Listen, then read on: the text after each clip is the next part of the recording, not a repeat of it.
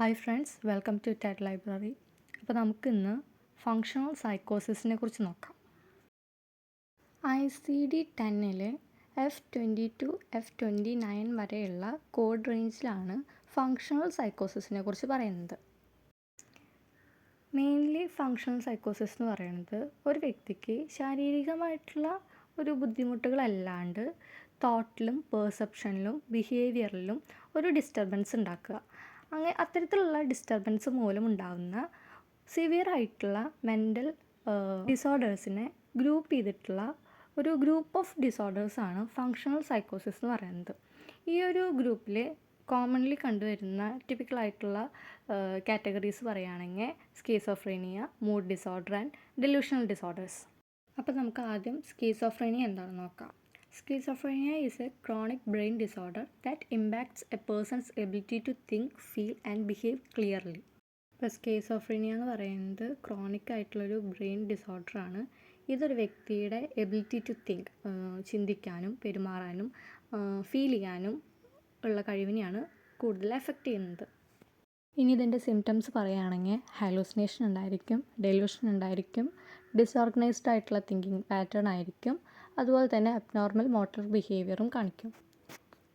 ഇനി ഇതിൻ്റെ ഇമ്പാക്റ്റ് പറയുകയാണെങ്കിൽ ക്ലിയർ ആയിട്ട് നമുക്കൊരു കാര്യത്തെക്കുറിച്ച് ചിന്തിക്കാനും അതിനനുസരിച്ച് ഇമോഷൻസ് മാനേജ് ചെയ്യാനും ഡിസിഷൻസ് എടുക്കാനുമുള്ള എബിലിറ്റി തന്നെയാണ് ഇത് കൂടുതലായിട്ട് ബാധിക്കുന്നത്. അപ്പോൾ അതിനുള്ള എബിലിറ്റി നമുക്ക് കുറയും. ട്രീറ്റ്മെൻറ്റ് മോഡിൽ നമുക്ക് ആൻറ്റി സൈക്കോട്ടിക് മെഡിക്കേഷൻസ് കൊടുക്കാം, സൈക്കോതെറാപ്പി, സപ്പോർട്ടീവ് തെറാപ്പീസ്, സർവീസസ് ഒക്കെ നമുക്ക് കൊടുക്കാം. ഇനി വേരിയസ് ടൈപ്സ് ഓഫ് സ്കീസോഫ്രീനിയാസ് ഉണ്ട്. Paranoid schizophrenia, disorganised schizophrenia, catatonic schizophrenia, undifferentiated schizophrenia and residual schizophrenia. ഇതിനെക്കുറിച്ചൊക്കെ ഡീറ്റെയിൽ ആയിട്ട് നമുക്ക് അടുത്ത ക്ലാസ്സിൽ നോക്കാം. അടുത്ത ഒരു ടൈപ്പ് ഓഫ് ഫങ്ഷണൽ സൈക്കോസിസ് ആണ് മൂഡ് ഡിസോർഡർ. ICD-10 F30 മുതൽ F39 വരെയാണ് മൂഡ് ഡിസോർഡേഴ്സിനെ കാറ്റഗറൈസ് ചെയ്തേക്കുന്നത്. അപ്പോൾ ഈ മൂഡ് ഡിസോർഡർ എന്ന് പറയുന്നത് ഒരു ഇൻഡിവിജ്വലിൻ്റെ ഇമോഷണൽ സ്റ്റേറ്റ്സിൽ കാര്യമായിട്ടുള്ള ഡിസ്റ്റർബൻസസ് ഉണ്ടാക്കുന്ന സിറ്റുവേഷൻസ്. ഒന്നല്ലെങ്കിൽ ഹാപ്പി ആയിരിക്കും, അതല്ലെങ്കിൽ സാഡായിരിക്കും. പിന്നെ ഇത് രണ്ടും കൂടി മിക്സ്ഡ് ആയിട്ട് അനുഭവപ്പെടുന്ന ഒരു മെൻ്റൽ ഹെൽത്ത് കണ്ടീഷൻസിനെ ക്യാരക്ടറൈസ് ചെയ്തിട്ടുള്ളതാണ് മൂഡ് ഡിസോർഡേഴ്സ് എന്ന് പറയുന്നത്. ഇതൊരു വ്യക്തിയുടെ മൂഡിനെയും തോട്ടിനെയും അതുപോലെ തന്നെ ഡെയിലി ലൈഫിൽ നമ്മൾ ഫങ്ഷൻ ചെയ്യുന്ന എബിലിറ്റീസിനെയൊക്കെ എഫക്റ്റ് ചെയ്യുന്നുണ്ട്. ഇതിൻ്റെ രണ്ട് കാറ്റഗറീസാണ് മേജർ ഡിപ്രഷനും ബൈപോളാർ ഡിസോർഡറും. മേജർ ഡിപ്രഷൻ എന്ന് പറഞ്ഞിട്ടുണ്ടെങ്കിൽ characterised by persistence feelings of sadness, hopelessness and lack of interest or pleasure in activities. അതായത് തുടർച്ചയായിട്ടുള്ള ഒരു നിരാശ, സാഡ്നെസ്, എന്ത് ചെയ്യാനും ഒരു താല്പര്യക്കുറവ്, അല്ലെങ്കിൽ ഒരു ആക്ടിവിറ്റി ചെയ്യുമ്പോഴും നമുക്കൊരു സന്തോഷം കിട്ടുന്നില്ല, എല്ലാത്തിനും വിട്ടൊഴിഞ്ഞ് മാറി നിൽക്കാനുള്ളൊരു തോട്ട് വരിക. അതാണ് മേജർ ഡിപ്രഷൻ എന്ന് പറയുന്നത്.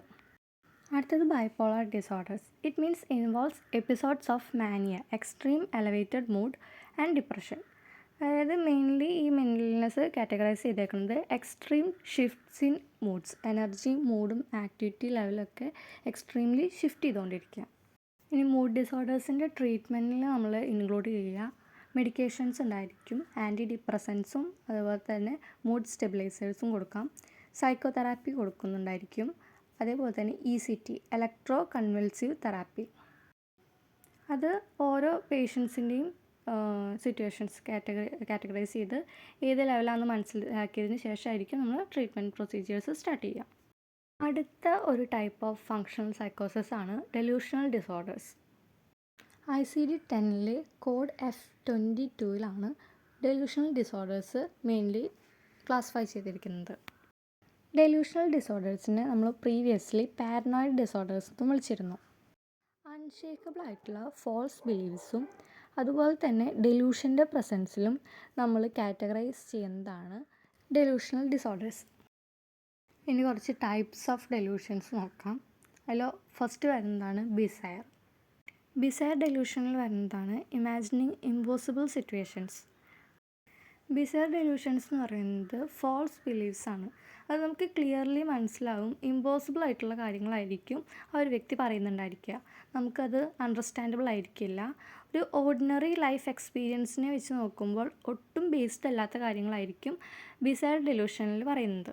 ഇപ്പോൾ ഒരു എക്സാമ്പിളായിട്ട് പറയുകയാണെങ്കിൽ, ആ പിക്ചറിൽ കാണുന്നുണ്ട് ഒരു സ്പേസ് ഷിപ്പ് വന്നിട്ട് ഒരാളിനെ ഇങ്ങനെ എടുത്തുകൊണ്ട് പോകുന്ന പോലെ.